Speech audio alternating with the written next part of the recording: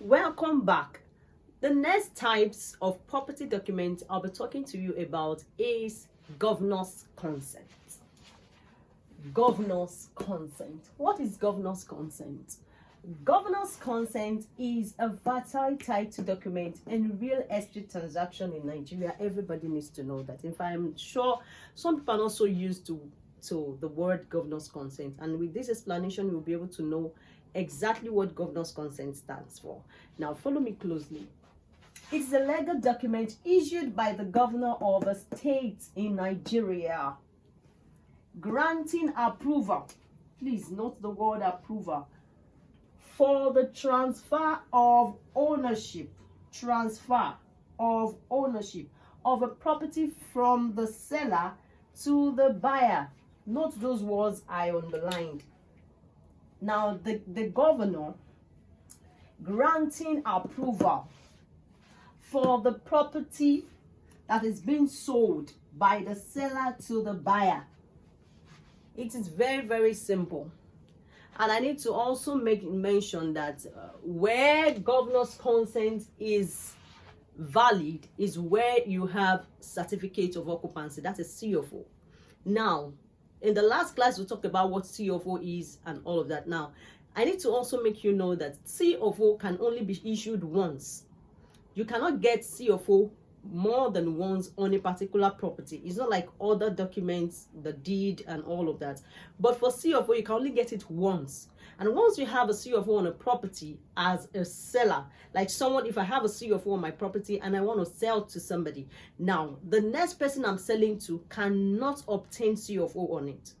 What the person needs to obtain is called governor's consent. It's very simple.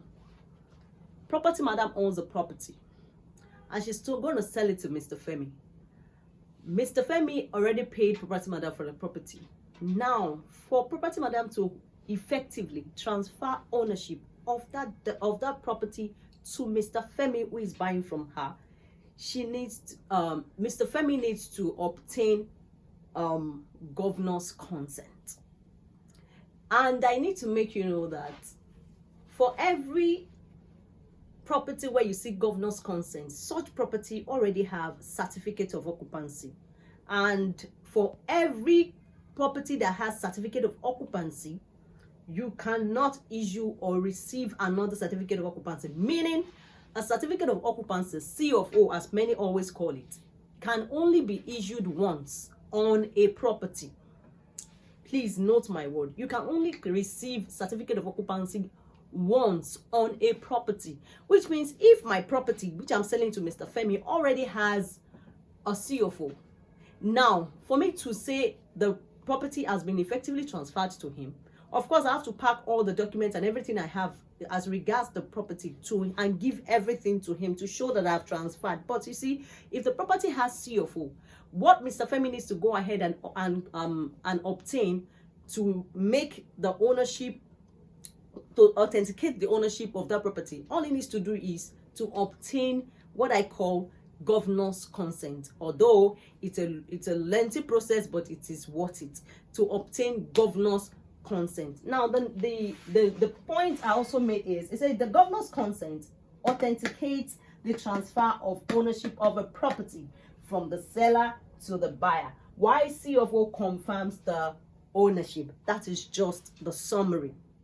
The document that authenticates the transfer of ownership from the seller to a buyer, especially when the property has COO, is what we call governor's consent. I want to believe this is clear enough. If you have more questions, you can you can send them to the comment section. I'll be glad to answer you. Then send this video to someone who this video might be help to. Thank you for watching. God bless you.